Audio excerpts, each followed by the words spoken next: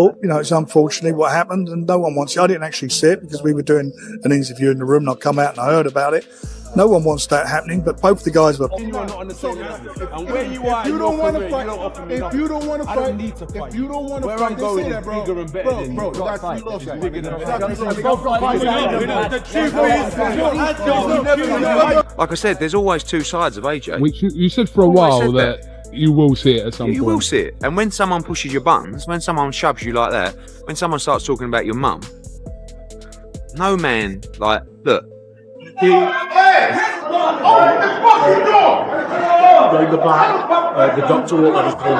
Yesterday's airport clash between Anthony Joshua and Deontay Wilder stunned the boxing world, especially after reports claimed Wilder had to be hospitalized.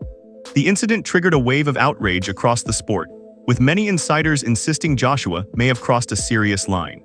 Critics are now openly questioning his actions, with some even suggesting that legal consequences should follow if the reports prove accurate. My mum and all this other stuff, I'm going to have a pop at it.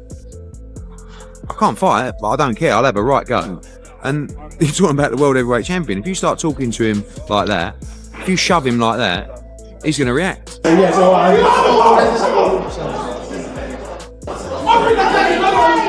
Frank Warren strongly condemned the situation, stating that moments like this damage the reputation of boxing as a whole. With headlines focusing on Wilder's reported hospitalization, backlash toward Joshua continues to grow.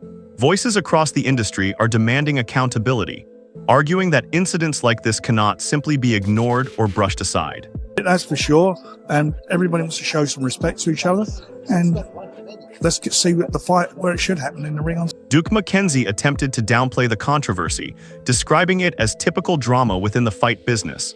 However, many within the boxing community disagree with that view. Following reports of the altercation and Wilder's condition, several fighters and analysts have rejected the idea that this is normal behavior, insisting the situation deserves serious attention rather than dismissal. Wouldn't surprise me, but like I say, I don't see there's any harm in it. It didn't bring the sport into disrepute in any way. This is the show business world that we live in.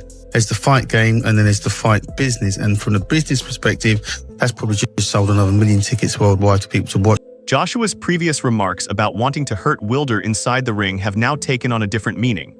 After the reported airport incident, those statements are being viewed by some as more than just promotional talk.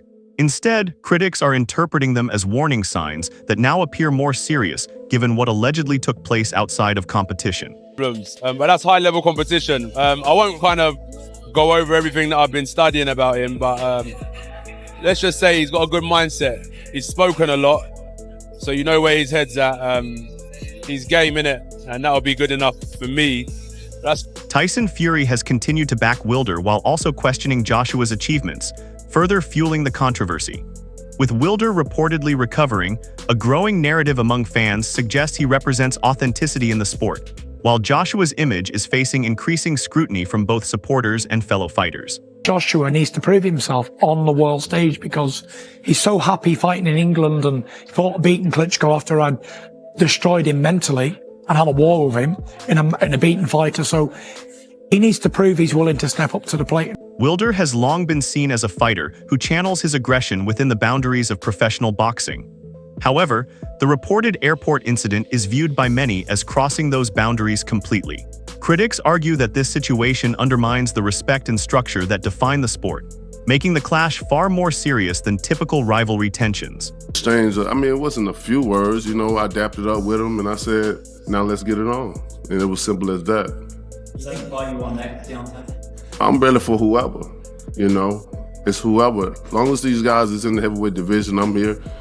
You know, like I said, you can call me Mr. Clean because I want to clean up the whole division. The heavyweight division is nothing without. Max Kellerman's earlier analysis has gained renewed attention, particularly his suggestion that Joshua may have avoided Wilder due to the danger he poses in the ring. Now, combined with recent reports, some are questioning whether long-standing frustration may have contributed to the situation. While this remains speculation, it has added another layer to the ongoing debate. Making $30 million a fight, fighting anyone in front of 70 to 100,000 fans in England. Why make $50 million to fight a guy who might beat him, right? Wilder really can beat any, he has chances against anyone because Fury's right. He's one of the great all-time punchers with the right hand. So there's no financial incentive for Frank Warren has called for the sport to move forward, but many believe the impact of this incident cannot be easily undone. With Wilder's reported hospitalization still a major talking point, fans and analysts are demanding a deeper look into what really happened. In today's boxing landscape, public perception carries massive weight, and right now that perception is heavily critical. Many believe the situation requires proper investigation, with